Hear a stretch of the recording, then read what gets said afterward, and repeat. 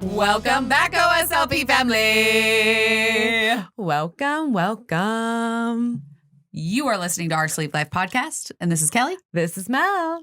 And we have a really cool person on the pod today. Yeah, she's full of energy. She's been through so much, and I just can't wait for you guys to get to know her. Yes. So let's welcome Michelle onto the show. I am so excited to be here. I mean, I am just, Kelly, Mel, thank you so much for having me. Oh, of course. I have been looking forward to this for weeks. Oh, I have. I love it. Oh, Yes. I've been so excited. Because if you guys don't know, the followers, we always kind of meet and greet before we have you guys on the pod. And that was during my section of when I was dead. And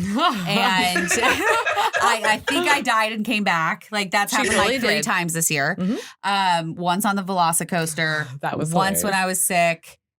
And I know there's probably one more in there that somewhere. we're just missing. Just today. Just today. I died and came back. Right. Yeah. Last 2 hours. Last 2 hours. So, so when she told me, she was like, "Oh my God, this woman is amazing. I did. You're gonna love her. She's got so much energy and so much spunk." And like, we just, I just loved talking to her. And I was like, I'm so sad that I missed it. But so I get to hear all about your life, like fresh, and I get to know all of the things. So yeah, I think we should just dive in. Yeah, let's dive into this. So can you tell us where your battle with weight started? Oh, Lord. Yeah, we're going in quick. We're going in deep. Okay, so- That's what she said. So let me give you like the overarching thing, right? Okay. The overarching thing is in my lifetime, I have gained and lost 700 pounds, right? Over 700 pounds. Wow. So it's probably more like 900, but I'm just going to go for the 700 that I can easily document. I think right? 7 is good. I think 7's good. and so what that means for any, is that I'm a yo-yo dieter, right? Mhm. So, I lose 50, gain 50, lose 50, gain 70, and and back and forth. And that's stressful, right? That's stressful, and you always feel defeated, and it's a battle. And I did that for 42 years. I did it for 42 years. And you ask when did my battle start? Mm-hmm. I think there were like 2 phases Okay. for me. Okay. I was always like the fat, clumsy kid on the block, right? I was a chunky kid. And I write in the book, in my new book that's coming out, Leaving Large, the stories of a food addict. I write about always being the biggest one in the room, being the biggest one in my class, and how that followed me through my work life to then being the biggest one in the conference room or the biggest one in the boardroom. And that just, but once there's one story I wrote that I talk about being in the 6th grade and in my little small town, and I don't think they do it now with kids. We had to get weighed. We got weighed, and the entire class got weighed, and your weight was announced. This was in the 1960s, y'all. Okay, What the hell? This was in the 1960s. That is nuts. And so I was in the 6th grade. Okay. And I remember being in line and just, just time to get weighed, right? And again, like I said, I was always big and chunky, but I wasn't self-conscious about it. okay. And I got weighed, and the teacher said, Michelle Petties, 135 pounds. Okay. Now, 135 pounds, that's not a bad weight. No. That's not a bad weight. No. But if you are 12, Yeah. if you are 12 and 5 feet tall, that's not a good look. And I just remember being struck by the fact that I was the biggest one in my class, bigger than the boys. Yeah. And I went home crushed. And I grew up with my grandparents, and my grandmother said, "Oh, baby kitten, you're not fat. You're not fat. You have big bones." Now, the story is called Big Bone and Blue. But you see my bones here? I do not have big bones. No, you do not. No, I do not have big bones. No, but these are the same bones I had at 11 years old. So they're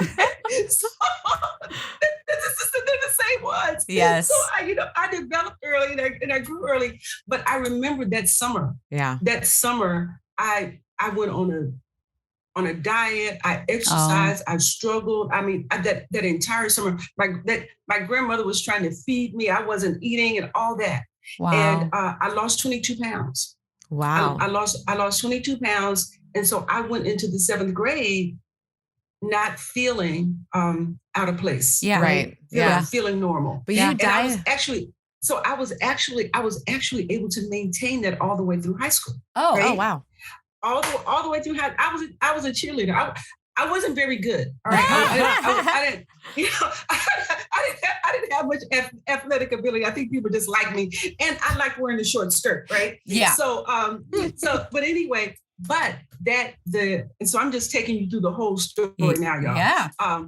So after I graduated from high school, I got a job at a restaurant. Okay. At the Holiday Inn in Marshall, Texas, on Highway 59. And back then, I don't know when y'all were born, but you look a lot younger than me. 80s. Back then, the Holiday Inn restaurant that was fine dining in Marshall, Texas. All right. Okay. All right. And so I grew up in a small country farming town, right? We didn't go out to eat. And so this experience of being in this restaurant and being around all this food that I had never even seen or heard of. I'd never even heard of a Monte Cristo or grilled Reuben. I mean, I didn't know anything about any of that stuff. Right? Oh, yeah. What I knew about was cabbage and pinto beans and fried chicken. That's what I knew about. You're right? like, I got you. And so, got you in those areas. So now I'm at this restaurant and there's all this interesting, wonderful, delicious food that I can have anytime I want. And since I was really motivated by money, I worked double shifts. And every shift that you work, you got a meal, right? Oh, you can get dessert, you got, everything. So I'm going through French fries, hamburgers, I'm going through that just at will. Yeah. Okay. And so by the, you've heard of the freshman 15, Yes. the 15 pounds for college, right? Yeah. I blew right past that. I had already gotten my freshman 15 before I even got to college. So that summer, the weight started to pile on, right? Right. And but I didn't even really make a connection. I didn't make a connection between that and my body and food and eating. It just all became the experience. I mean, and what that job and being able to do that represented to me was and I make these connections later on. That job represented freedom, and that food represented freedom, and it represented new experiences. And so this was all wrapped up into one thing. So I moved very quickly away from eating for nourishment. Right. It just became about what tastes good, right? What's new and interesting and different that I haven't had before, and how much of it can I have because it's free, right? I'm working for it. You're not paying for it. May as well eat it. Might as well. I mean, I don't blame you. Like, I would have done the same damn thing. I did the same damn thing. I mean, we both did the same damn thing. I mean, because my first job was Arby's at 16, and you would eat a meal every time. Yep. And mine, my main one was JC's Pizza, and you got a free pizza every time you worked. Yep. So my fridge was filled with pizzas because you're 18 and broke. Yep. And you're like, okay, cool. I got my meals. Yeah, I can go without food because I can just get it at work. Yeah, exactly. Yeah, I don't need to fill my fridge because I got a pizza. Yep. Yeah. And it's free and it's good and it's tasty. Yeah. Why not? Right? Why not? So anyway, so that continued. And now I'm in college, and so the habit was set now. Yeah. So this is the thing, is that the pattern was set. Yep. And so I lived in the dorm, and and I went to what we call a majority school. Oh, okay. And so I don't know if you hear the language now, HBCUs, which is historically Black college and university. College and university. I didn't go to an HBCU. Okay. I went to a PD. It's called a PWI, what we call a predominantly white institution. PWI. Got you. All right. Got you. That you're right. That was back in the 70s. Yeah. And so here's what part of the dynamic was, is that, I was happy to be there. I wanted to be there, but I still felt isolated. Right. I still felt a sense of loneliness. I'm now at this huge where there are almost more people that go to that university than in my hometown. Oh, wow. No one knew me. And so I left that, and now I'm in this school. Yeah. I wanted that, but I was still trying to figure it out. Right. Well, that's got to be a culture shock, right? Like, it was. That would be insane.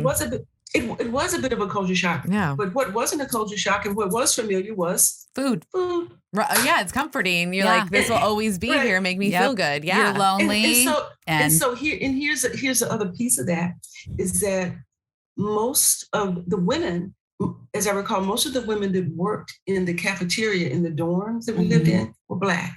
Okay. And my aunt that I grew up with was also a cafeteria worker, right? Okay. She worked in the cafeteria. And I write about this in my book, when we start thinking about food as being love language, is that those cafeteria ladies were so proud of the few Black students that were there. Yeah. That you would go in that little kitchen area, the little cafeteria area, and they were just so supportive. They were so happy to see us. Aww. And they were, you could just see them being all proud of us. And they were just like, baby, you studying hard. You study your lesson. Here, let me give you a little extra. Yep. Right? Because, that was the way that they showed support and love. Yeah. So I'm going back in there, every day, because I'm lonely. This woman, they remind me of my aunt, right? Yeah. And besides, I'm gonna get some extra chili on my chili cheeseburger. Yeah. Right? That's a good day. You get love, support, and food, all in one. All of the things. Yeah. And so, I do believe for my entire freshman year, I don't know that I ever ate a green vegetable. Oh, really? I don't think I ever ate one. I don't wow. know if I ever ate one. Wow. So, okay. Anyway, so now the weight is still now piling on, climbing up, and as time goes on, I'm in college. I need to work. So what do I know how to do? I know how to wait tables. So my last 2 years of college, I'm now waiting tables at an even better restaurant in a bigger town. Okay. So access to even more food. Yep. And more awesome. More variety. And so that is a cycle that continued. So I graduated from college. Then I went into my career world, which was advertising and sales. And what do we do in advertising and sales? We take clients out to eat. Yeah. Right? And we have expense accounts that allow us to go to really, really good restaurants that we don't have to pay for. Yep. That we have, and the food really became about experience. Right. And so what I learned in writing this book, and what I'm just so deeply committed to sharing and unpacking, is that I spent 42 years eating for the wrong reasons. I spent 42 years eating for pleasure and pleasure only. My criteria for choosing what I ate were two things: is it good and is it tasty? Yeah. Is it? And most things that are good and tasty are greasy and sweet. Of course. Yeah. They're so good. They're buttery, the buttery goodness. Yeah. And so though that food became entertainment. Yeah. Eating out became an activity, and it just snowballed from that. And I lost track. And I think that so many of us lose track of the real purpose of what food is. The purpose of food is nourishment and nutrition. Yes. That's it. And I'm not saying that it shouldn't taste good. I'm not saying that we shouldn't enjoy it. But what I am saying is that food is not joy. Yeah. I'm saying that food is not fun, right? Food is not our friend. Mm-hmm. You know, food. And I was just talking to somebody yesterday, and I love talking to her. And she said, "Listen, if hunger is not the problem, then food is not the solution." I'm like, "Oh, I'm stealing that. I love that." Yeah. If hunger is not the problem, then food is not the solution. But here's the thing: is that I spent so many years eating for reasons other than hunger that I couldn't even identify real hunger. Oh yeah. Right. Yeah. It's a big deal. And so what happens is you think you're hungry, but it shows up as something else, right? I mean, something else shows up as hunger. Mm-hmm. And we have to, and I learned to be mindful. I learned to be mindful to really ask myself a couple of questions. What am I feeling right now? Mm-hmm. Is it hunger or is it something else? Yeah. And sometimes you have to really sit with that because other emotions can be tricky. Yeah. They're tricky, right? Yeah, 100%. Okay, I think it's hunger, but it's really frustration. I think it's hunger, but it's really fear. I think it's hunger, but it's really sadness. I think it's hunger, but I'm really tired. I think it's hunger, but I'm really thirsty, right? I think it's hunger, but I'm really bored. But I'm angry. And it doesn't always hit right all at the same time. You have to sit with it. We have to ask, why am I eating this particular food right now? Why this? Why now? And if this particular food is not going to give me the body that I say that I want, why am I eating it? Yeah. If I have said I want to look like this, I want to feel like this, I want to show up like this, then why am I prepared to sacrifice that for what this tastes like right now? That's what finding your food story is about. That's what facing it is about. That's what rewriting it is about. And that's what replacing is about. Because we all have these stories that tell us that food is something other than what it is, right? And stories are just that. They can be the truth or they can be a lie. I mean, because there are some cultures really where if you go to someone's house and you eat all their food, they're offended because they think you only came for the food. Yeah. I mean, there's some cultures where that is the truth. Oh, wow. Or it's like the reverse where if you don't eat too much, then they get upset. They're like, wait, something wrong with it? You're like, ah. Exactly. That's in other cultures, like where I grew up, what? If you don't ask for second helpings, people are offended. If you don't finish your food, what? Yeah. What, you don't like it? What's wrong with it? Right? They're like, they're ready to like step up. Yeah. But here's the thing: the food is the same. The only thing that's different is the story that the people are saying about the food. Yeah, and so we just have to rewrite it. We have to be intentional and conscious about how we feel and how we manage food. I don't know, Mel, when we talked before, if I talked about this, I never say relationship with food. I never say relationship with food because we have relationships with people. We manage food. And the way that we get in trouble is we give food characteristics that people have. That's why we can get an emotional attachment. When we start talking about having a relationship. I don't have a relationship with this light pole, right? You don't have a relationship with inanimate objects. Right. You don't have relationships with inanimate objects. Yep. And we give food, we willingly give food superpowers it does not have. Yeah. Because the only problem we know that it will do is solve is hunger. But we have, through these food stories that we have developed because people told us, because we grew up a certain way, we give food properties and powers that it does not have. And it ends up showing up in our bodies. And we have to unteach ourselves these things. We have to unpack these things. And it's also insidious. And the very first story in my book, the very first food story, I talk about my uncle. Yes, and how, you want to hear this. You want to hear this story? Yeah. How it came to me. But so before I even tell you this story, here's what happened. I had a meltdown at a conference where I ate way too much pizza because I had gone through liposuction. I had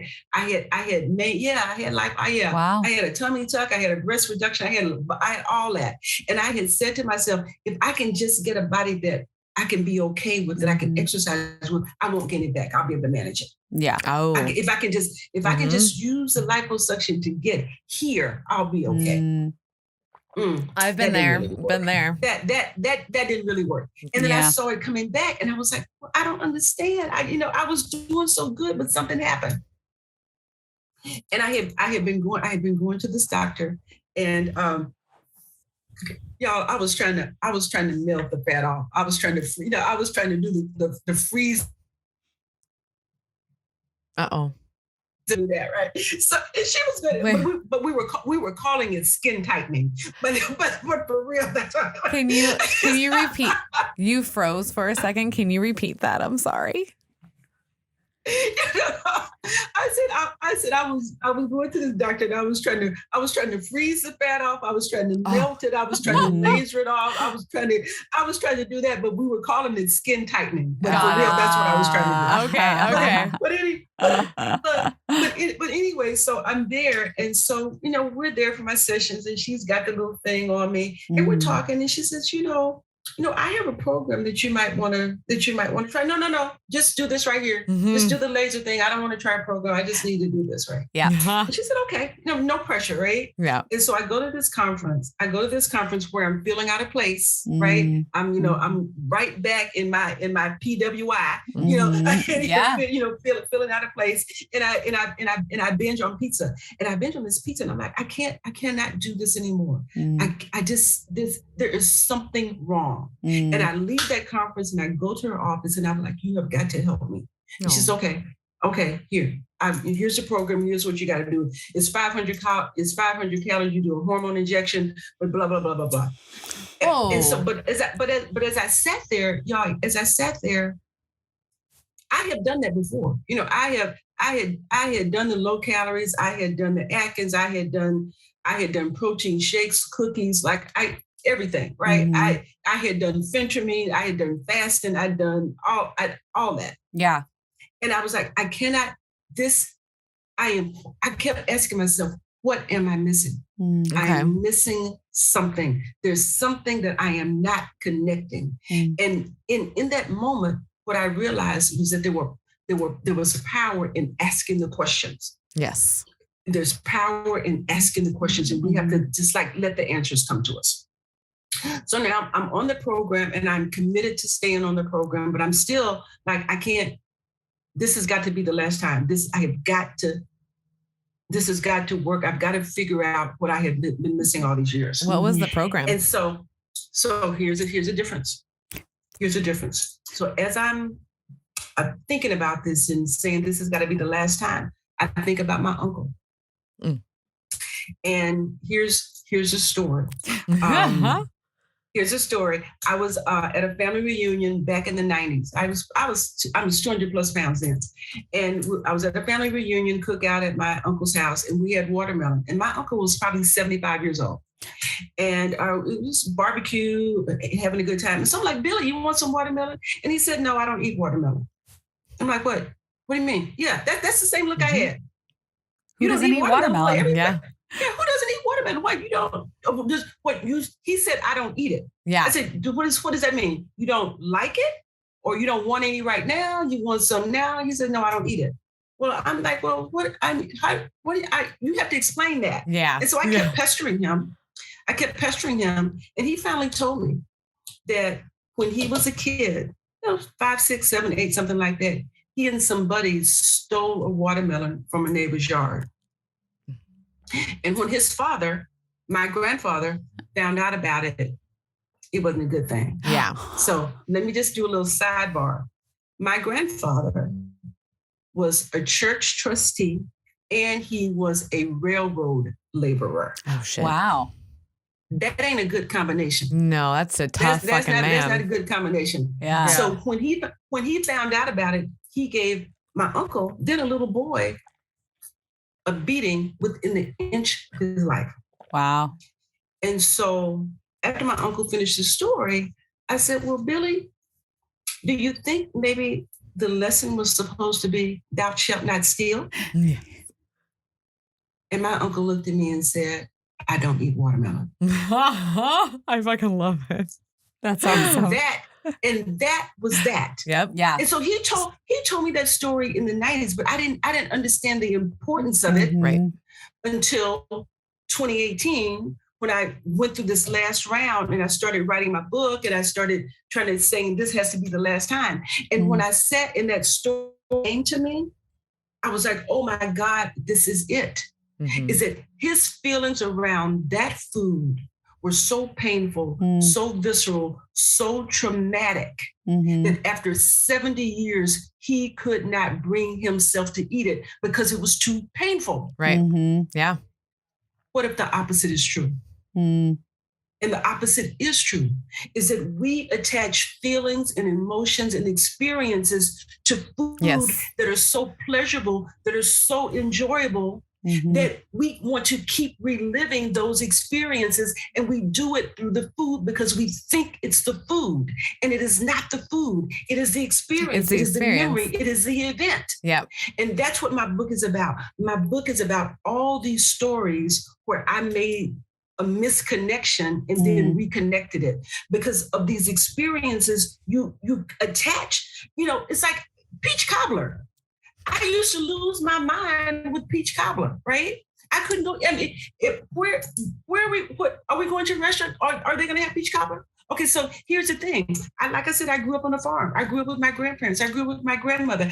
I would go pick the peaches off the trees. Ooh. I would bring them to the kitchen, and I would be in the kitchen with her while she's rolling the crust, and it's just me and my grandmother at the table, and she's telling me stories, and we're talking, and it's just a room full of love. Yeah. So peach cobbler, that's what peach cobbler represented to me. Yep. So the fact that we have to, every time we eat something, we have to think, what memory, what event, what experience does this food evoke that comes up for us? And is this why we continually want it? And we need to separate that, separate the feeling from the food and just identify the food for itself. Because what happens is it just becomes a habit.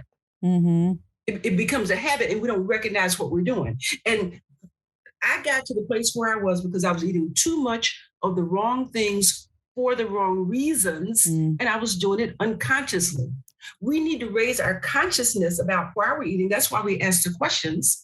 And then we need to change the reasons. And as soon as we address the reasons and the consciousness, it makes it easier to deal with that which is on the plate. It's all shifted. Everything is about how much can I eat and what can I eat? If we shift our focus to why am I eating this? And I am eating. If we shift our focus, then it's easier to manage that which is on the plate if we focus on that which is outside of the plate first. So how do you do that? Like, how do you raise consciousness? Because I don't think I got conscious of anything until after I had my sleeve surgery. I didn't realize there was all this connection with the experience, the love, the support, and all these things, or even just bad things. Like, had no clue until I couldn't fucking have it. Like, that was the deal that got me. Yeah. Right. Yeah, I would completely agree. Yeah. And you said something that is pivotal. And that is true. Is that what having a food story does? It breaks the pattern, right? And when you go on a diet or any sort of program, right, it means that you are changing what you are currently doing, right? Right. And so when you have a problem changing what you are currently doing, that means you have a food story that you're battling, that's showing up and you don't even realize that it's showing up. Okay. So, and it's like, I met a woman the other day. We just happened to be talking. I don't even know how this came up. Oh, but this is light. I'm just sweating. And she said that she had just finished a 30-day water fast. All she had for 30 days was water. What the? How is that? How is she even alive? That's crazy. So here's the thing. You can live longer without food than you can without water. Right. Yeah. It's only 7 days without water, right? But when as we continue with the conversation, I asked her, you went 30 days without food, all you had was water. She said, yes. I said, what did you learn? Nice. And she said, I'm so glad you asked me that question because everybody always asks me, how much weight did I lose? Oh. And I said, okay, I still want to know what you learned, right? I want to know how much you lost, but I really want to know what you learned. Yeah. And she said, what I learned was we don't need as much food as we think we need. Fair point. I didn't need as much food as I thought that I needed. And then she didn't even know that, that I had written a book. It was Food Story or Emotional Eating or anything like that. And then she said, I found myself being more responsive to people because the food wasn't in the way, that I was able to express my emotions in a truer fashion. I'm kind of paraphrasing, but that's what she ultimately said, that she was expressing herself in a truer fashion because food wasn't in the way of her, doing that. Okay. And then she told me that she lost 30 pounds. Holy shit, yeah. Wow. 30 pounds in 1 month. That's literally a pound a day. Then she told me that she lost 30 pounds. And then she went on to say that she felt like doing that, this water fast would be something that she would incorporate into her regular routine. Not for 30 days, but like every 3 months doing it for a week, or every month doing it for a week, but something that kind of helps keep her centered. And so back to your question, Mel, about how do you do that? How do you raise your awareness? How do you raise your consciousness about why you're eating what you're eating? Yeah. Because that's it. Why are we eating what we're eating? Right. Is we have to question. We have to get in the habit of questioning everything we put in our mouth. I mean, you have to be really disciplined. We have to be disciplined about it, and things will come up. Things will come up. And it's like, why am I eating this particular food now? Why this? Why now? And what am I really feeling? Is it hunger or is it something else? And if I say I want to look and feel and show up a certain way, why am I prepared to eat this if it's not going to serve my body? And it's things like this. I'll give you just these examples that happened in my life. A couple of years ago, it's sort of not at the beginning of my journey, but while I was building my awareness and consciousness, my sweetie and I were on vacation. And we had a little tiff about something. Okay. I don't even remember now what. It was something where he was being stupid, right? Yep. And it's always them. It's not us. That's right. He did that. Yeah. And we were upstairs, right? Okay. We were upstairs and we had this little thing. It wasn't really a big thing. It was just a thing. It was just a something. And I came downstairs, and when I was coming down the stairs, there was some nuts on the table. Okay. Right. As I was coming down the stairs, I walked by the table and I got a handful of nuts. And the nuts were headed to my mouth. And I said to myself, why am I eating these nuts? Because when I was up in the room, in the tiff with him, I wasn't hungry. No. Because the only reason to eat is to satisfy hunger, right? That's the only, I wasn't hungry at the top of the stairs. So now I'm down at the bottom of the stairs. I'm about to put these nuts in that I just picked up. I'm about to eat them. Why? Yeah, why? Why are you doing that? Is it because the whole, like, the fight, right? Like, you're just emotionally charged. Absolutely. Yeah. Absolutely. That was it. It's just, And so what we do is we use food. We use food as a distraction from daily discomfort. Because food.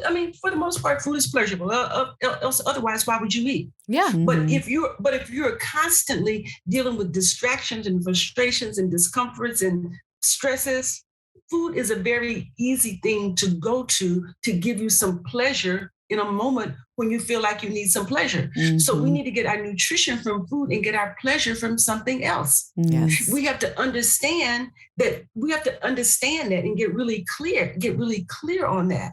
So I'm like, oh, that's what that. I mean, same thing. A couple of months ago, I was going to the car dealer, right? I had an unexpected repair on the car. Okay. Right? Okay. So now I'm mad. I'm mad because I got to spend money that I hadn't planned on spending. Exactly. Right? Yep. And now I'm sitting in the car dealer with wasted time. But the car dealers are like beautiful. They have they have the espresso machines, and they have the muffins, and they have the little snacks for you, and they have the nice chairs, they have the computer stations, and all that all ready for you, right? So, dropped my car off. I walked in there, and there it was: coffee, muffins, chocolate. Oh, and I looked at it, and I thought to myself, in the old days, I would have taken a seat right by that bowl of chocolate. Probably had 5 or 6 of them. I was like, I would have grabbed a handful, probably. Yeah, I mean, easily. Just sat there. Well, and so I'm thinking, okay, now what was that all about? Yeah. All right. Well, first of all, it's free. Yep. Right? No one's trying to. Now, if everything is better when it's free. I'm not going there and buying it, right? Say, what'd you say? I said everything tastes better when it's free. Yeah. Everything tastes better when it's free, right? Yeah. So now it's free. You know, this car is about to cost me $1,500. They owe me, so I'm mad. So I'm eating because I'm mad. I'm eating because I'm bored. Because what do you do in a car dealer other than, you know, while you're waiting for your car, other than eat? Right. And so there's all sorts of stuff that's going on in just that scenario where you know, if you're not conscious of it, that could be a situation where you're just eating unconsciously for a reason you haven't even identified. Well, and that's kind of a trap because they're literally putting food and stuff in there to make you feel good while you're waiting. So then they know that it calms you. Like I had a boss, like I realize now this is probably super inappropriate, but my boss one time would be like, he had a full team of women and he straight up was like, he's like, you guys are cranky. I'm dropping chocolates on your guys' desk. Like I realized probably not okay, but whatever. Like I was like, really? And he goes, yeah, that makes you calm down. And I'm like, right. Oh, yeah. Okay. Yeah. So he also thinks that works. Yeah. Like that's like a universal thing that companies, bosses, they all think that if I give you food, you'll calm the fuck down. You'll calm the fuck down, and you'll be okay. Right. Absolutely. And you know, if he thinks that that's one thing, but then there's another thing to say that out loud. Yeah. You know, that's a whole nother thing. That her old boss was kind of an asshole. So back to your question, Mel, about how do you do that? It takes practice. It takes practice. It takes mindfulness. It takes work. It takes a little extra time to ask yourself the question: why this? Why now?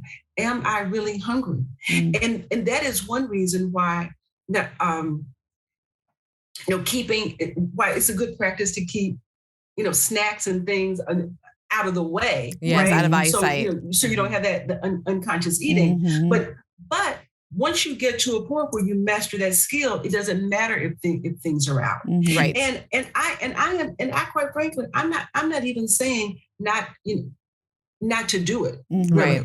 I'm just saying to be aware of it. Because for some people, all right, if you know that's until you get more skilled, that having something to eat is going to help get you through a moment. Yeah. Then do it with some fruit. I mean, if you're gonna keep stuff out, right? So I keep grapes and cherries and all that kind of stuff because I like little round things. Oh man! Oh my God! That's a great one. Okay, that's what she said. It had to happen. It had to. I like round things. I mean, a little round thing. I'm sorry. I passed the one about the nuts in your mouth, but this one I cannot. I'm sorry. I apologize. It's so good. It's so good. I know. I'm sorry. No, it's great. But yeah. Oh my God. So hey, but to keep them out. Yeah. So I know I do keep like almonds and cashews out too. That's what I do. I have them in my little like jars. And you can just pull them whenever. Yeah, I like the way they feel in my hands. I mean, don't we all?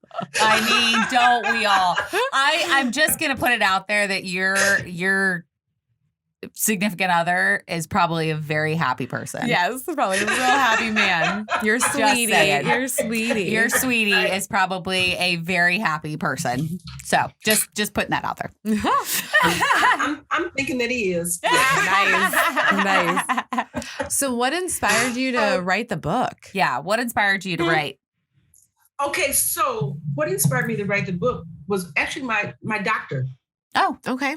Actually, my doctor and my sweetie, as a matter of fact. Oh. And so once I got on the plan, right, y'all, I crushed it. Yeah. Right. I crushed it. I was like every week. I was like, boom. Because I was so committed. Right. I was so committed and I was so motivated.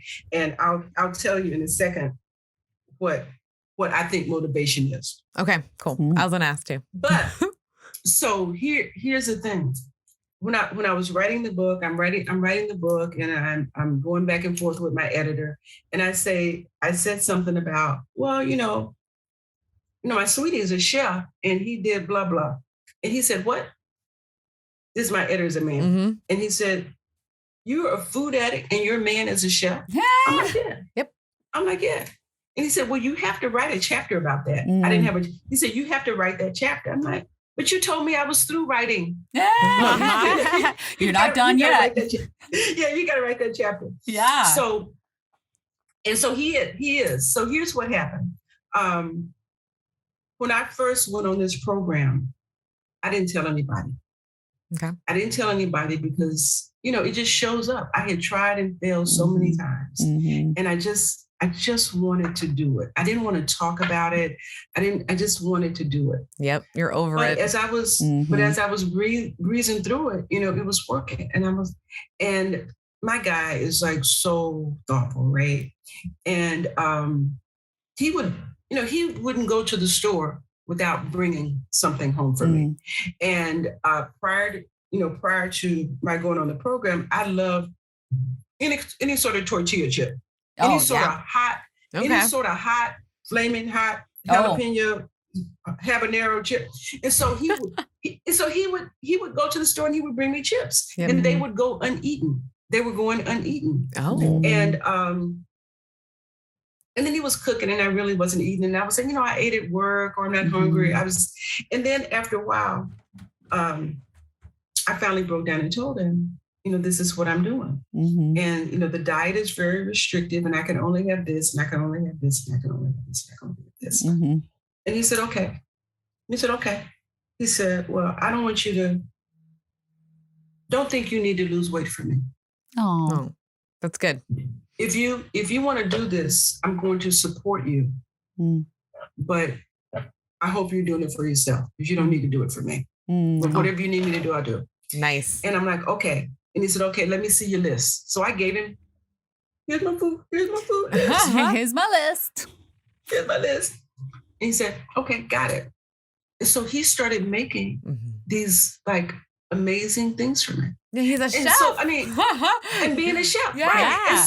And so here the diet was like no oil, no sugar. Okay. No oil, no sugar, like 5 different vegetables in lean chicken, lean fish. All right.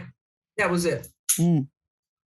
So this son of a gun, he would make stuff like, a grilled chicken breast with a strawberry mustard sauce. Oh, hell yeah. That sounds delicious. Right. Yeah. Yes.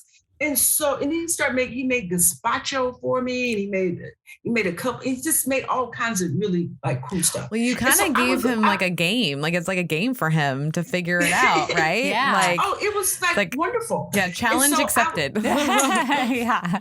So as I was going to the doctor every week and doing my weigh in, she'd ask me, how's your week going? What's going on? I'm like, oh, it's going great. Tony made blah, blah. And she said, what? I'm like, yeah, he made a barbecue chicken breast with a stuffed some, right? Right? Yeah. And she said, he made that? I'm like, yeah. And she said, you're so lucky. You're so lucky to have a maid, a partner that supports you because a lot of people don't have that. And it's difficult for them when they don't have somebody that supports them. Yeah. But as I told her that, and then as I started to talk to her about the mind shifts that I was making, not just about the food, because the fact that I was able to make the mental shifts is what was allowing me to stick with the program. Yeah. She said, "Oh my God, you should write a book, but you need to include the stories. Yes. You need to include your stories." Yeah. No, she said you should write a cookbook. That's what she first said. You should write. That's what she said. You should write a cookbook, but you need to include the stories. And every week that I went in, she would always ask me, "What's happening with the cookbook? What's happening with the cookbook?" I'm like, nice. I'm not writing a book. What are you? What now? I ain't got time for that. So that's how it started. But she wouldn't let up. And when COVID hit, y'all, I got nervous. Yeah. I got nervous when COVID hit, because by the time COVID hit, I had just been at my ideal weight for a year. Oh.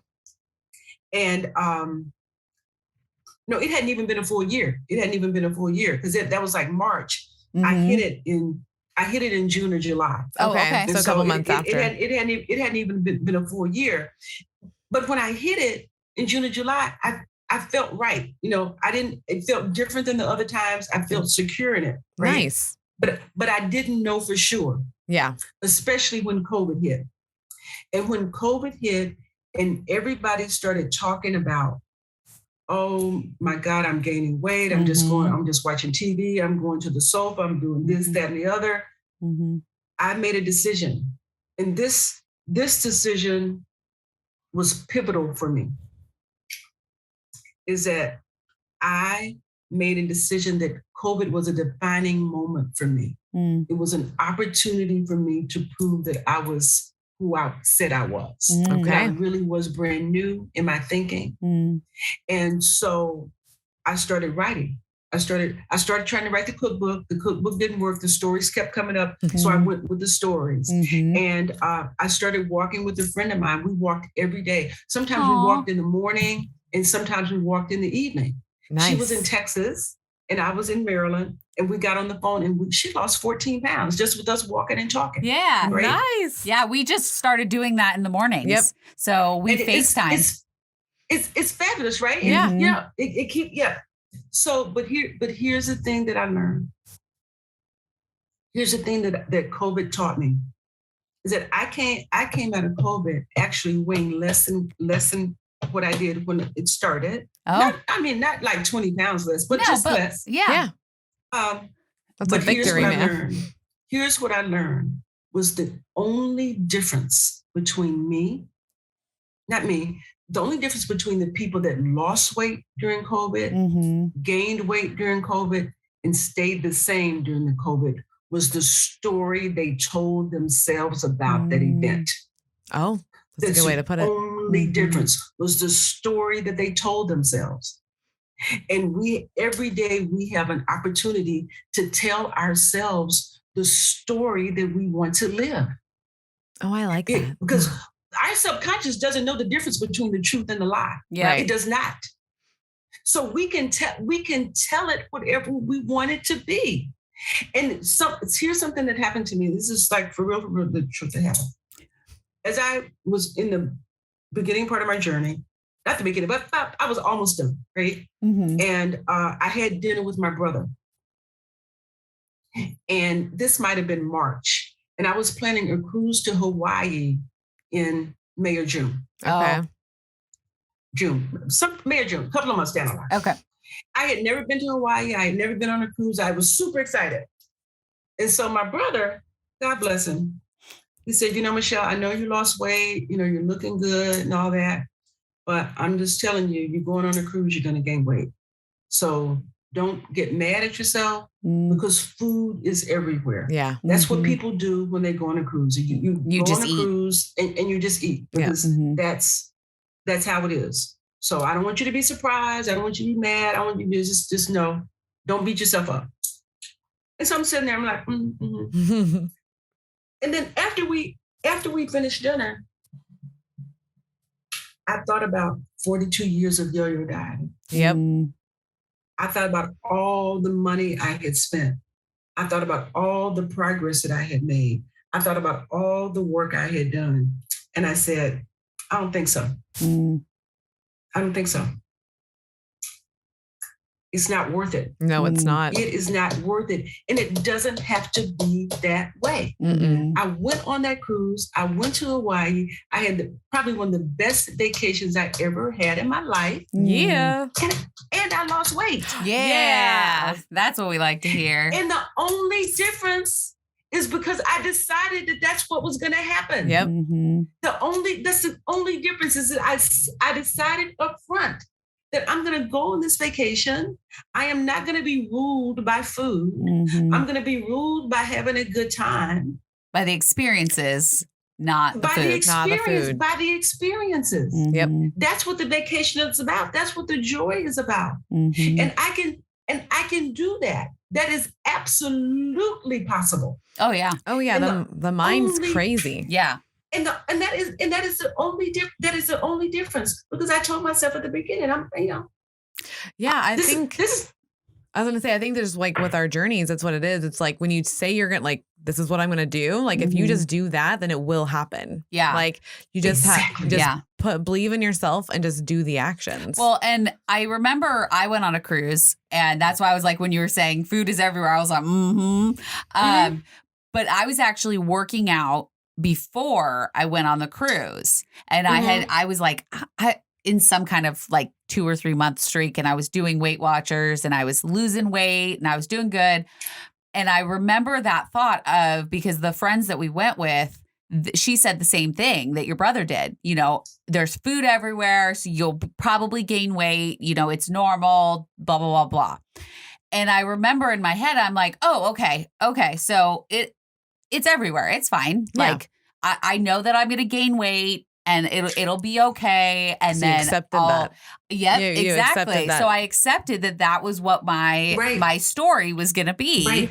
Was I was going to go on this cruise, and I was going to eat whatever I wanted, and then I was going to gain some weight. But then as soon as I got home, everything was going to snap back into place. And that's not what happened. And now I'm like, as soon as you said that, I'm like, oh, it's because I made it okay in my head. Yep. Right. I justified it in my head and said, oh, it's fine if you gain weight. It's fine. Right. You're okay. But no, it's not fine, because I was more attached to the food than I was the actual experience. Yeah. And it's like, we have to be so intentional. Yeah. We have to be so intentional. I'll give you an example that just happened. Oh my God. Like in August, last month. Again, a vacation story.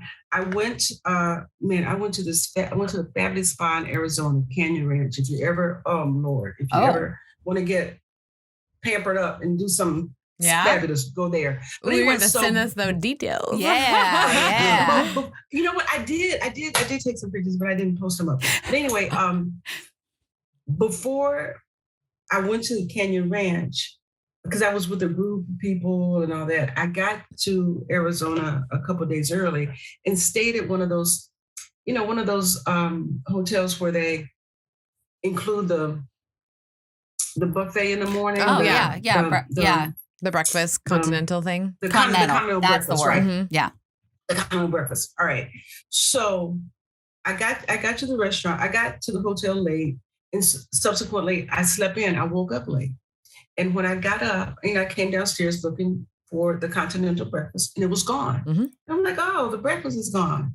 And so the guy was like, yeah, we took it down, but I can get something for you. Oh. And I'm like, okay. And he said, would you like a muffin? I can bring you some muffins. Right? And so, I don't eat that. Right. I don't eat that. Yeah. And so I said to him, would you look and see if you have some fruit? He said, you want fruit? I'm like, yeah. He said, okay. Nice. So he comes back and he brings me 2 apples and 2 bananas. He brings me 2 apples and 2 bananas. And I took pictures of those and eating, right? Yeah. And I ran back upstairs like happy. And I actually wrote about this. And what I got from that story was just my own growth. Mm. And not only my own growth, but we don't have to accept what is given to us. The only reason that I got the apples and the bananas was because I refused the muffins. Yeah. Because I asked for what I wanted, because I knew what I wanted. And so when we get to the place where we know what we want and we refuse that which we aren't going to accept in our lives, right?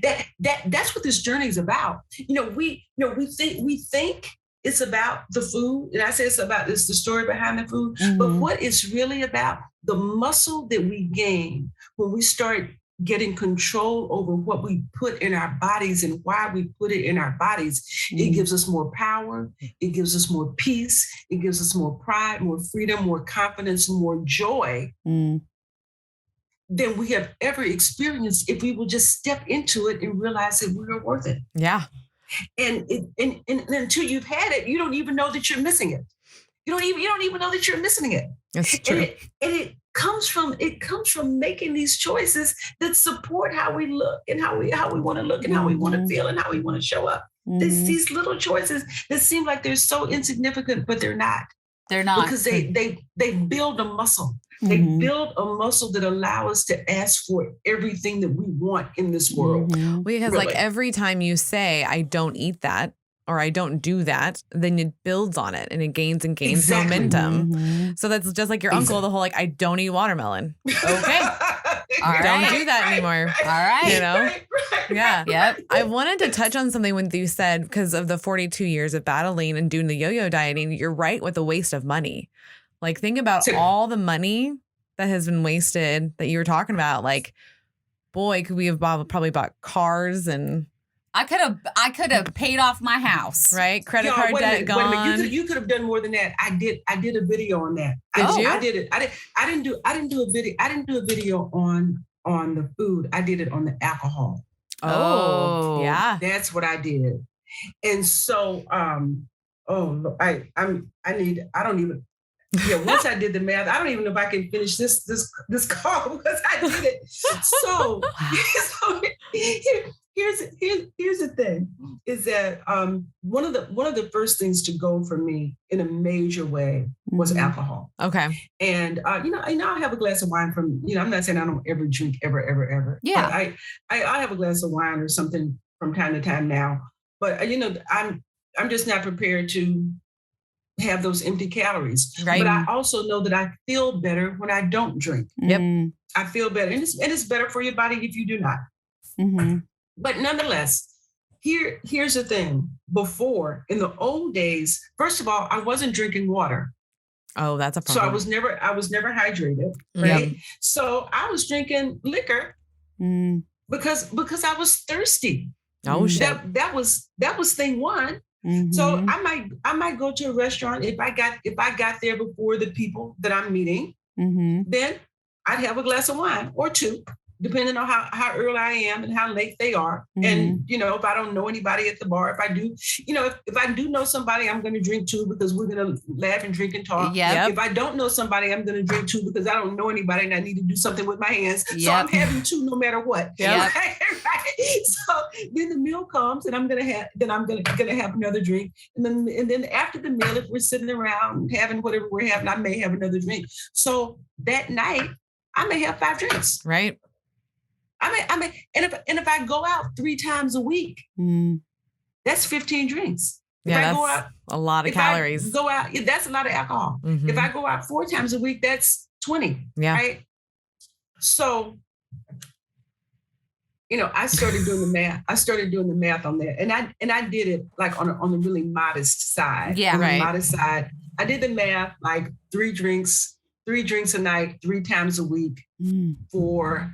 I don't know if I did it for 42 years, but I did it for about 20. I did it for about 20 years. Okay. And then I did compounded at 6% interest. Oh, look at you. Yeah. If I had taken that money and invested it at 6%, yeah, it was some crazy money. It was some crazy amount that made me want to take a nap. Yeah, when you actually see like the hard numbers, you're like, oh fuck. Yeah. Like, but it's like a number. It was a number that you really just couldn't ignore. Right. It was really. And then I did the same thing, and I did it on the pounds. I did it times 3,500 or divided by 3,500 with the drink being 150 calories. Oh. If I had known you were going to ask me that question, I would have brought the math so that I could give you the real numbers. But once I looked at that and I saw that alcohol was really responsible for about 20 pounds. Like 20 pounds. It's like a crazy amount of money. And then when I looked at, and I know that alcohol at 6%. I know it was at least $600,000. Oh, it was at least, yeah. I mean, you compound 6% over 20 years, and I don't know how much a glass of wine where you are is, but here it's like $10, $8. Yep. You go to a better restaurant, it's maybe $15 if you get something a little pricier. Yeah, that stuff adds up. Yeah. Yes, it does. And so what I started doing, and here's how I realized I was not an alcoholic. Although it might be hard to believe that I wasn't. I'm not. But anyway. You just enjoy drinking. Yeah. No. Here's how I figured out that I wasn't. So I looked at that and I was like, it's not worth it. I'm not going to do it. But I like going out. Yeah. So I'm just gonna have the virgin drinks, right? And what I decided to do is that if I went out and I would have 3 martinis, right? I just said, okay, here's what I'm gonna do. I'm gonna have 2 martinis and 1 virgin martini. I'm gonna do that, and then I'm gonna bump it up. I'm gonna have 1 regular martini, then I'm gonna have 2 virgin martinis. There you go. And then I'm going to bump it up. And then it's no regular martinis, all virgin martinis. So I got to the point where that was the case. Yeah. So the first time I went to a bar, I sat down. Again, I was early. I'd say to the bartender, I'd like a virgin martini, please. And the bartender was like, a virgin martini? How do you make one of those? Yeah. Because a martini is all alcohol. Yep. I was going to ask you that too. Yep. That's exactly what I was thinking. Yeah. I will tell you, here's what you do. Now, this is what I told him here's what you do. You get one of those little silver shaker things. You put some club soda in it. You put a special pineapple juice. You put a special cranberry juice. You put the top on it. You shake it up and you pour it in a martini glass. That's what you do. There you go. And put the ice in the glass and get the glass chill before you pour my stuff in there. Nice. Right? And so that's when I realized for me, it was all about the experience. Right. It was the experience of the food, the experience of the moment, the experience of going out. And that, and I will even just say that just about, food in general, that, I'll go someplace where I'm not going to go someplace where the food is just bad, where the food is horrible. Right. No. But if I have a choice of a place where the food is pretty good and the ambiance is fabulous, yeah, I'm going for the fabulous ambiance. Right? Yep. I'm going for the experience. I'm going where it's all of that. Yeah. The food can be just okay, right? So that helped me kind of like define me, right? Define what I needed. That I didn't need the alcohol, but I did need the shaker. And then after a while, I didn't even need the shaker, right? And after a while, I didn't even need the drink. I mean, it didn't even matter. I'll just have some club soda. I'm just gonna hang out and have my club soda. It doesn't matter. Yeah, right. Yeah. I don't need the special glass anymore. Just give me. And then once I started seeing how much money I saved, I was like, I can have 3 of these and it's only $2.30. Yep. Yeah. Yep. It's so much better when you're just like, because with us, because we have the teeny tiny tummies because of the sleeve surgery. So it's so nice when your check's half the price. You're like, yes. Yeah. Or don't you love that? Oh yeah. When we were in Florida, we split a meal. And of course, the last night, we finally split a meal and we were like, Oh. Yeah. We're like, wait a minute. We could have saved so much money. Yeah, because like we got these amazing, like, what were they, prime rib? Yeah, they were prime rib sliders. Yeah, and they were so good. But they came with two sliders and then some fries or whatever. And it was like $28. Yeah. It was insane. It was insane, yeah. But like, because we split it, it was like, oh, okay. Like, we can do justify that. Well, we can do that. Yeah, and we're full too. Like we were full and we were enjoyed full and happy. The ambiance. It was great. Yeah. So what you all just described for me, that the splitting of the meal and that just how much food restaurants serve us. Yeah. It's like, I think we get tricked into thinking that restaurants are our friends, right? Because the servers are so nice and cheery and chirpy. I know, because I was one. But that's how you make your tips. That's right. Right. They don't care about us or our bodies. All they care about is the upsell. Right. Yep.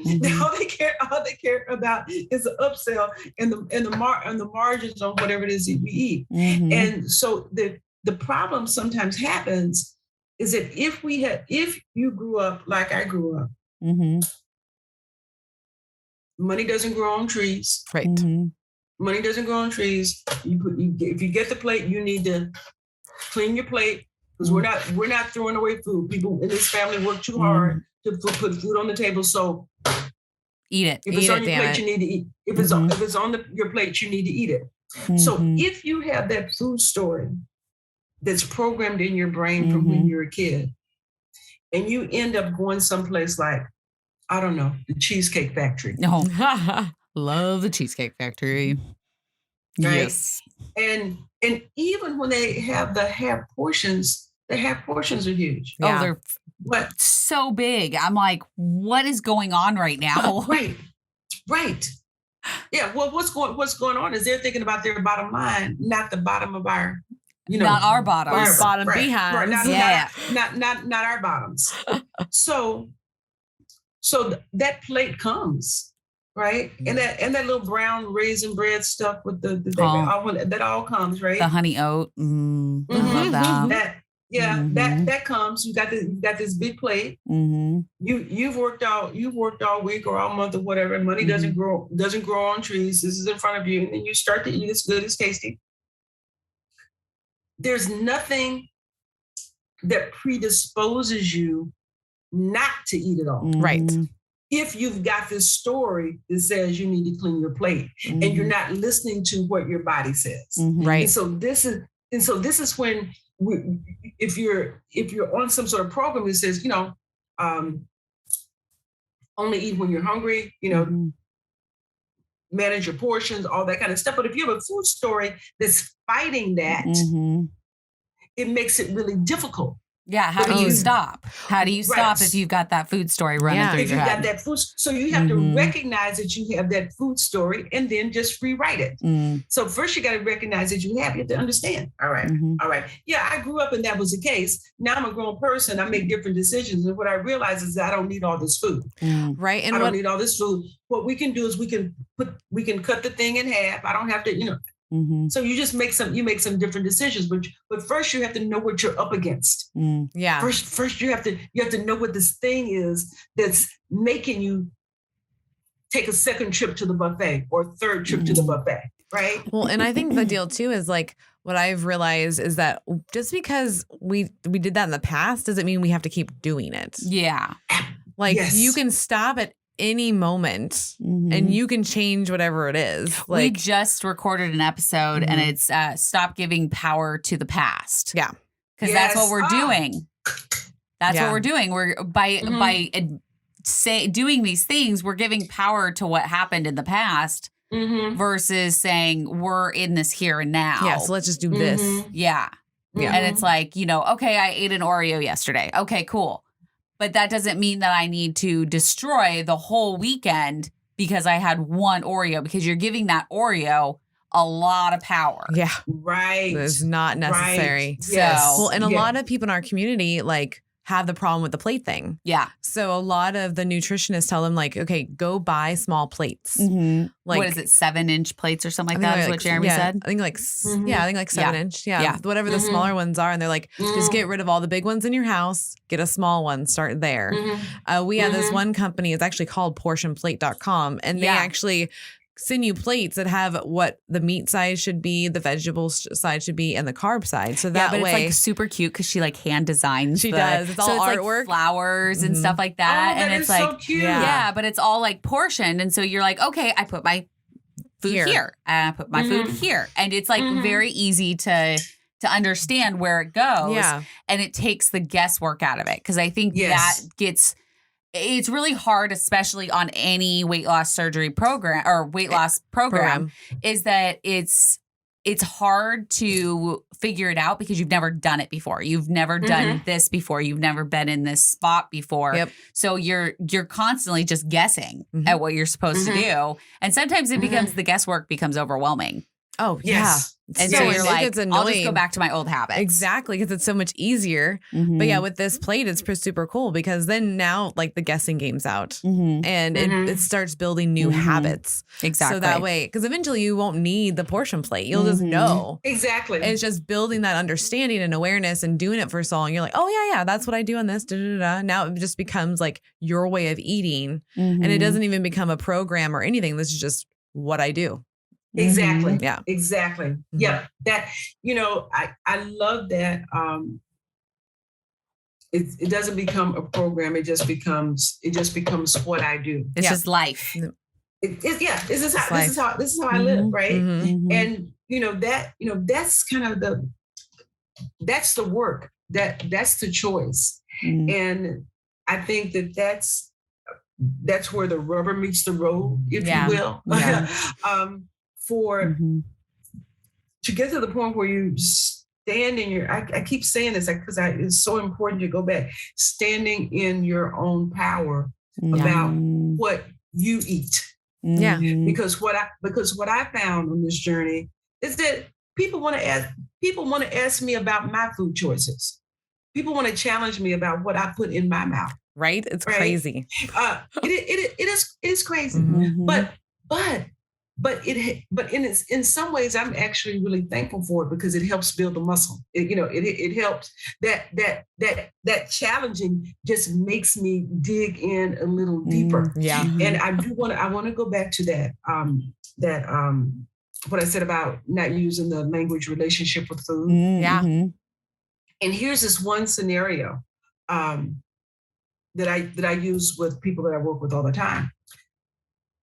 So you're on your journey, right? It's been a couple of weeks. Maybe you lost a couple of pounds and you're out with friends at dinner and you are full. Okay. You made some good choices. You're feeling good about the choices that you made. And, things are kind of popping along. And then they come around with the dessert tray. Okay. Yep. There's a molten lava cake. There's a bread pudding. There's a key lime pie. There's a jam.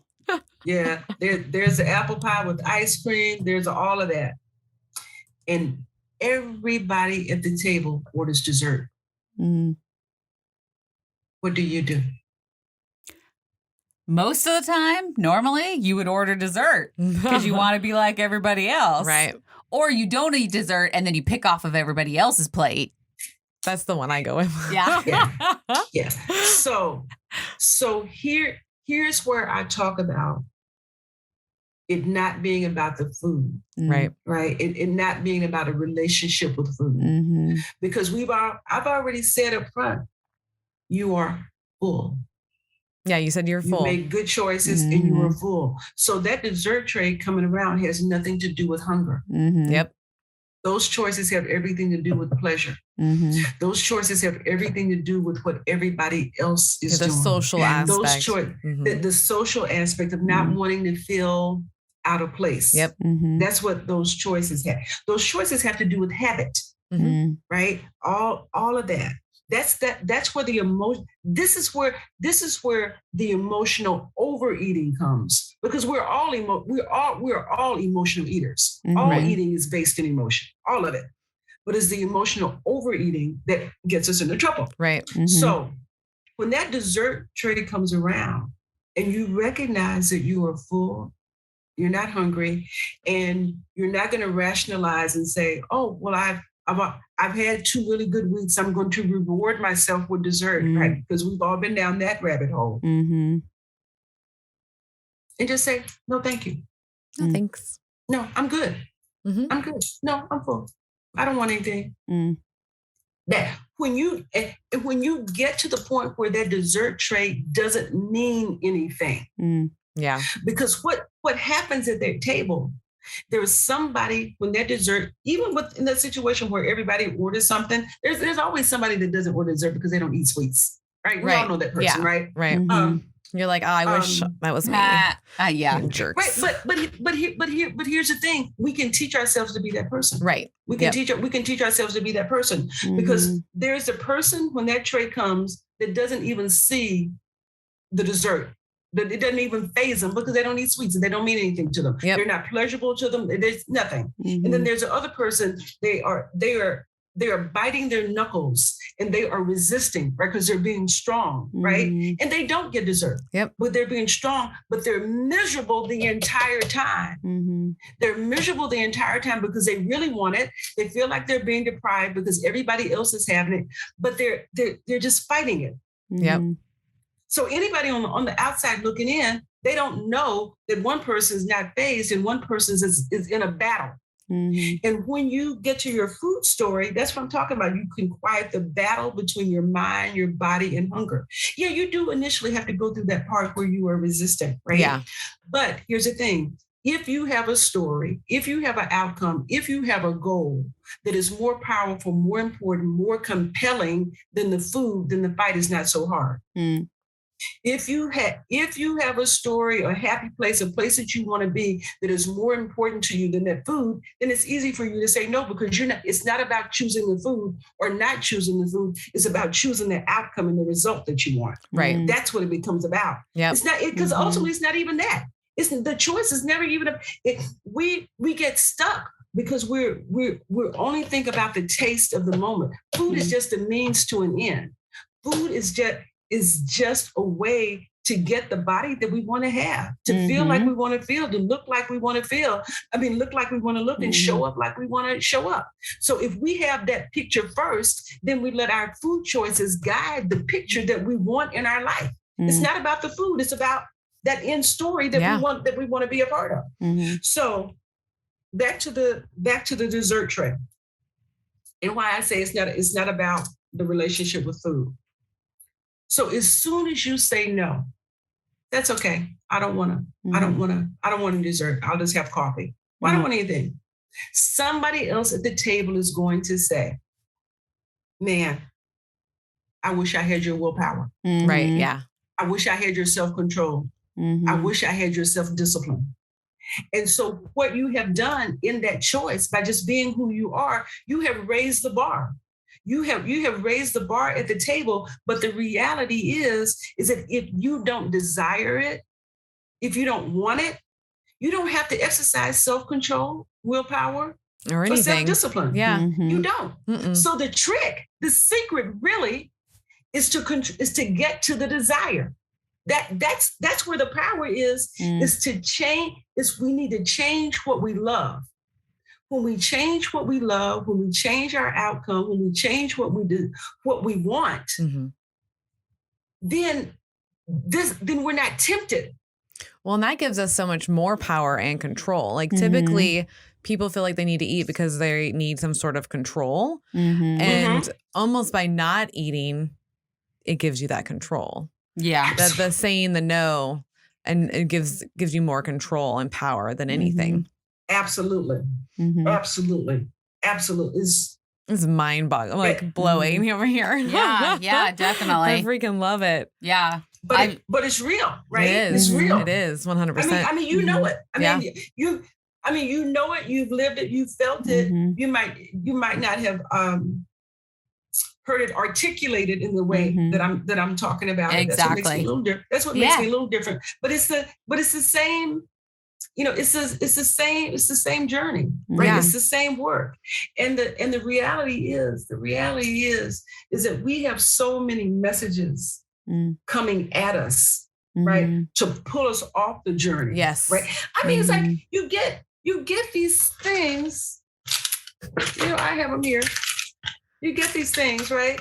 And you think, oh, this is the serving. And then, oh no, this is 2 servings, but it's in one package, right? Yeah. Right. And sometimes it's like 4 or 5 and you're like, now you're making me do math and now I'm in like the hundreds for carbs. Like, what the hell? Yeah. Yeah. What are we doing here? Are you kidding me? Yeah. I mean, just make it one serving. Just make it one serving, right? Yeah. Stop trying to fool people. Yeah. Right. Because you're gonna eat the whole thing and then you're gonna look at it and say, oh, that was what did I just eat? 80 calories. Yeah. Right? Well, and I've been trying to teach my son that, and he'll be like, "No, Mom, this is fine." I go, "How many servings is in it?" And he's like, "Oh," he's like, "What do you mean?" I'm like, "So look here," and I showed it to him, and he's like, "Oh, this has like 4 servings." I'm like, "Yeah, nope, can't have that." Yeah, sorry, sir. Yep. And so, I mean, the reality is the food manufacturers. Yeah. They're doing it for themselves. Yeah. Yeah. Oh yeah. They're doing it for themselves, and we have to do it for ourselves. Yeah. We do. I mean, we have to step up and own our own bodies, right? And own our own outcomes and be responsible for that. Well, and I would say, I think that we got like my parents' generation or even your generation just got kind of complacent with it. Just assumed whatever's on the packaging is totally fine for us and not realizing we need to start reading because they're like, you know what? They're not going to feed us this stuff. Like that's against laws or there's got to be regulations and like all of these things. There is, but there's not. But there's not. And then you start realizing actually when people start asking why, they aren't like looking at anything. Like it's insane sometimes the stuff that they can get away with and put in your food. I know with the FDA now, like it's a lot better, but it was not back then. You know, I hear my mom all the time, it was fine when I was eating it. Why is it not okay now? I'm like, it actually wasn't fine back then. They just weren't telling you the right stuff. Yeah. Right. Like, the information wasn't there. But so here's the thing is that, in my program, I really, really want people to get conscious about everything, but there are 2 things that are just like that for me. That's sugar and fat. Yeah. Okay. It's sugar and fat. And I say that because those things are in most everything, and if you can deal with those, it makes the other things easier to deal with. Oh yeah. And the sugar lobby is no joke. I mean, there's sugar and stuff that sugar doesn't even need to be in. Nope. And sugar is not even food. No. That's the thing. It is not even food. Nope. And so it's so frustrating to me because the purpose of eating, the purpose of food is nourishment and nutrition. Yes. Yes. Sugar's not food. No, it's not. So how can it be nutritious or nourishing? Is that it? And it's all wrapped up in there, and people get confused, right? People get confused and they get mad. They do. They get mad when you challenge them about sugar. But even y'all, when we pray. And sometimes I think I'm kind of a heathen. I don't always pray over my food, but what I do, right, is thank you, God, for this food, for the nourishment of our bodies. We say it when we pray. We say what it's for. We don't say thank you, God, for this food because it is going to keep me from being lonely. Right. Thank you for this food because it's going to be entertaining. Thank you, God, for this food because I'm bored. That's not what we say. We say, thank you, God, for this food, for the nourishment of our body. So it's real clear up front why we're eating. Yep. And if we do it beyond that, it's just being real clear when it's no longer nourishing. Yeah, you have to be honest with yourself when it's not nourishing anymore. Yeah. And it's a journey for sure. It's a journey because doing it at 63 was way different than doing it at 23, 33. 43. Oh, I'm sure. 53. I'm sure you have to have you have to know what you want. And I think that's, what comes into contact, with our journeys is that we knew what we wanted. Yeah. And it was just the first time that everything clicked and you figured it out. Like, this is what I want, and I'm not going to let anything stop me from getting what I want. But that's, what you just said, that is the most important thing. That is the most important thing. And that's having a goal, right? Yeah. That's having a goal. And when people will say to me, oh, I need to lose weight. I have to lose weight. I want to lose weight. That in my head, I think it's not going to happen. It's not going to happen. But as soon as someone says to me, I want to lose weight. I have to lose weight. I need to lose the weight because. And they give the reason. Because I want this, and I'm going to lose this amount by this time. Then that's somebody that's serious. Yeah, they put a smart goal on it. Yeah. Yeah, when you put a goal on it, and when you put a compelling reason on it, then that propels you into action, right? And as soon as you, just like you said, when you know what you want, right? When that thing that you know that you want is just clear and shining, and it's like a beacon, right? It's a beacon that really obscures all other choice. Yeah. Yeah. Will this help me get there? Then I'm not doing it. Well, and I would even say, like, most people that are losing weight and are doing the things aren't talking about it. They're doing it. Yeah. They're in the action mode. They're moving. Yeah. They don't have time to talk about how they're going to maybe should do these things. Like, they're doing it. Yeah. And so I have a question for you. So I know that we need to probably wrap this up soon. But what would be the one thing that you would tell the younger you? That's a good question. Oh.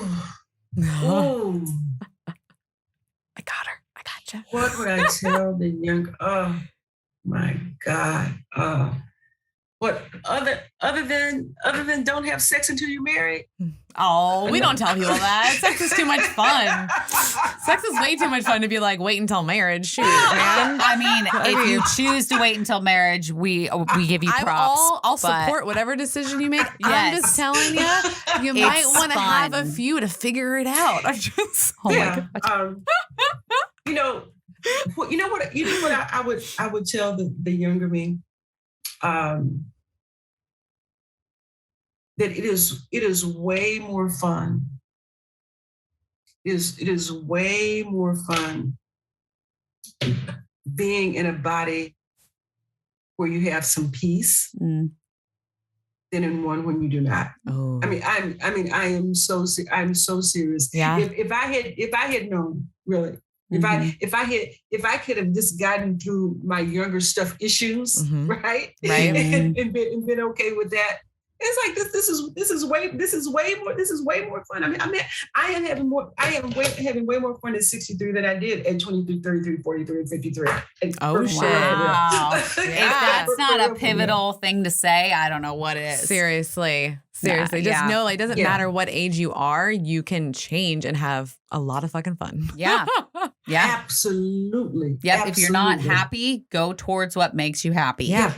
Why live in the misery? Like, why do that to yourself? Like, you're worth more than that. So why are we just sitting in misery when we can have fun? You're only here one time. Why are we sad all the time? But you know what I think in this, y'all may be a whole nother conversation. Okay. But I think when I was younger, I was afraid of my body. Yeah, I could. I think there was some agree with that. There was some stuff in that. And there was there was some self-esteem issues that were at play. And because my self-confidence was always really high, right? It masked the fact that I had self-esteem issues. Because there's a difference. There's a difference. Right? There's a difference.